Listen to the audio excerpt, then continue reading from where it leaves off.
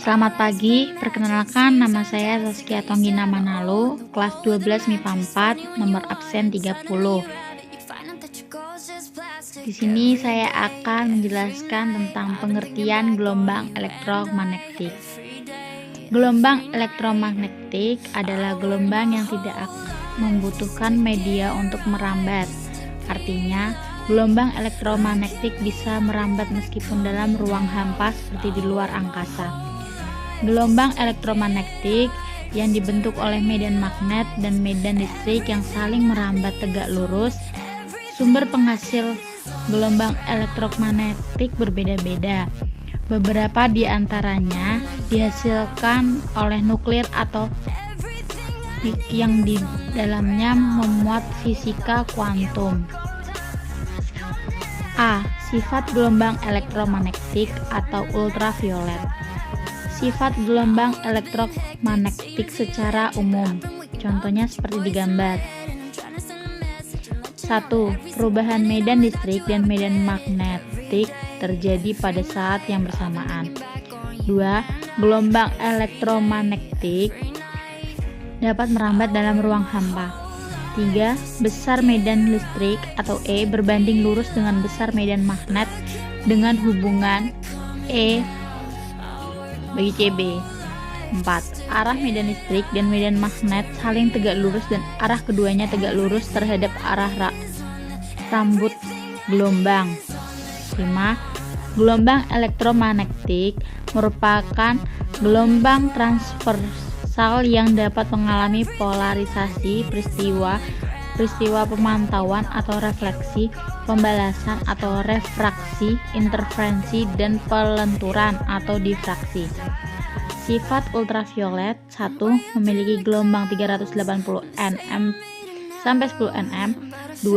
Rentang frekuensi berkisar dari 810 pangkat 14 H3 sampai 3016 H2. 3. Sinar ultraviolet terbagi menjadi 3 macam. A. Sinar ultraviolet A atau black light. Panjang gelombang 380 sampai 315 nm. Pancaran sinar matahari yang memiliki radiasi paling kuat. B. Sinar ultraviolet B atau medium wave. Panjang gelombang 315 sampai 280 nm. C. Sinar ultraviolet C atau short wave. Panjang gelombang 280 sampai 10 nm. B.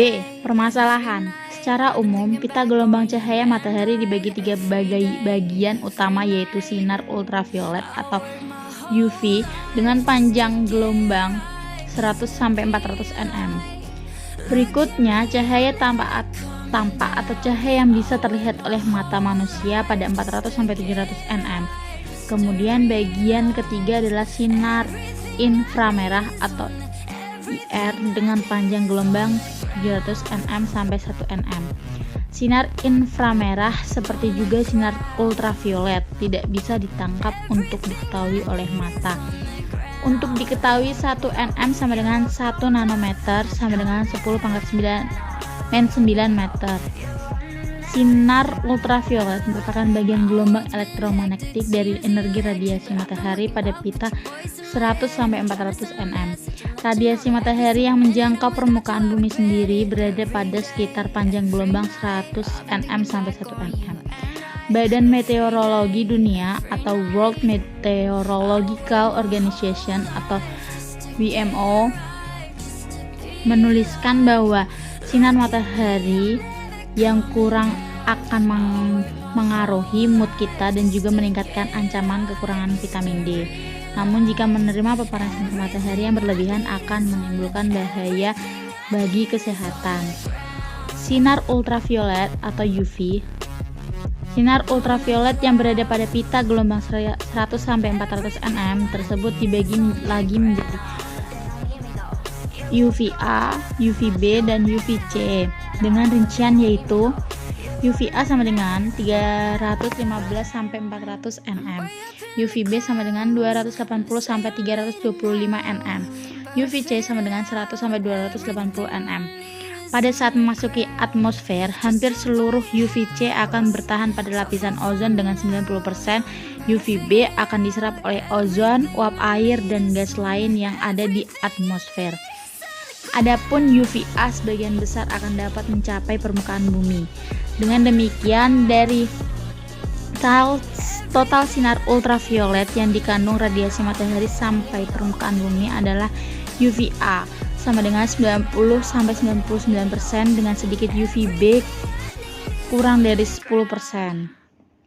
Secara umum, banyaknya sinar ultraviolet atau UV yang mencapai bumi akan dipengaruhi oleh beberapa faktor, yaitu 1. Sudut datang sinar matahari, semakin tegak akan semakin banyak mengandung sinar ultraviolet. 2. Posisi lintang tempat, semakin ke kutub sinar ultraviolet akan semakin kecil. 3. Tutupan awan, semakin banyak awan sinar ultraviolet yang sampai akan semakin kecil. 3. Ketinggian, semakin tinggi suatu tempat maka sinar ultraviolet yang diterima akan semakin besar. 5. Lapisan ozon, semakin banyak ozon di lapisan atas maka semakin baik menyaring sinar ultraviolet. 6. Pemantulan pada permukaan bumi, semakin dapat memantulkan cahaya maka semakin sedikit sinar ultraviolet yang ada di permukaan bumi. Indeks ultraviolet atau UV index. Indeks UV adalah angka tanpa satuan untuk menjelaskan tingkat paparan radiasi sinar ultraviolet yang berkaitan dengan kesehatan manusia. Dengan mengetahui UV index, kita bisa memantau tingkat sinar ultraviolet yang bermanfaat dan yang dapat memberikan bahaya. Setiap skala ada UV index setara dengan 0,025 Wm² radiasi sinar ultraviolet.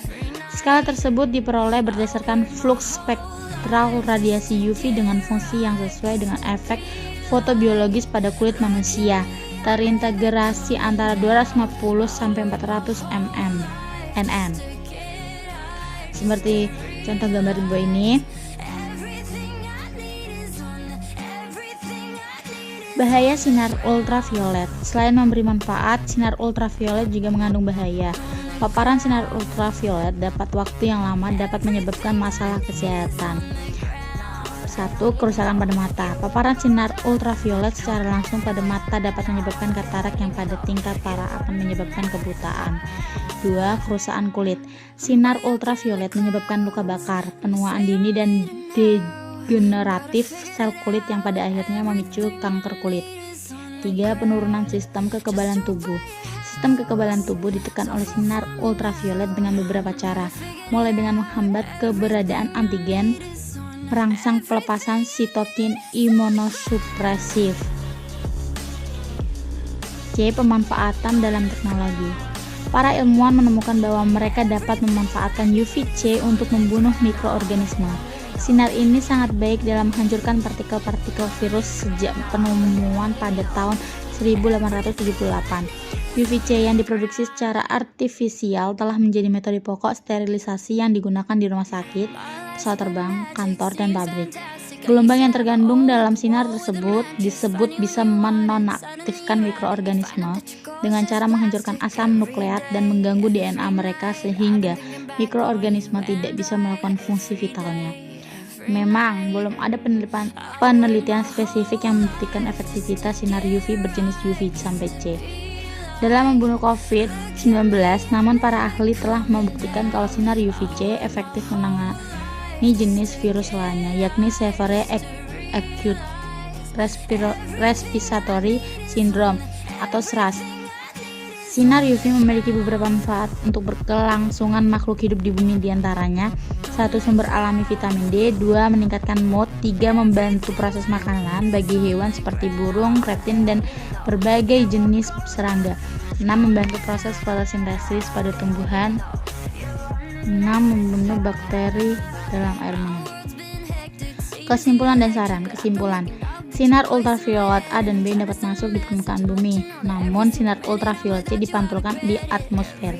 Paparan sinar matahari yang merupakan kombinasi radiasi gelombang elektromagnetik yang dipancarkan oleh matahari menyebabkan dampak negatif dan positif.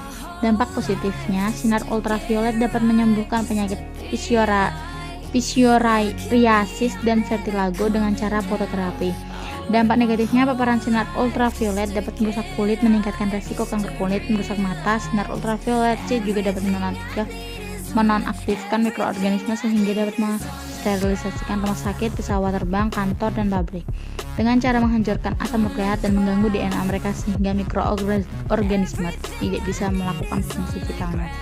Saran: dampak sinar ultraviolet terhadap kulit sangat berbahaya bagi kesehatan kulit. Maka masyarakat harus mengetahui dampak dan manfaatnya agar tidak terlalu lama berada di bawah paparan sinar matahari. Sekian dari saya, mohon maaf bila ada salah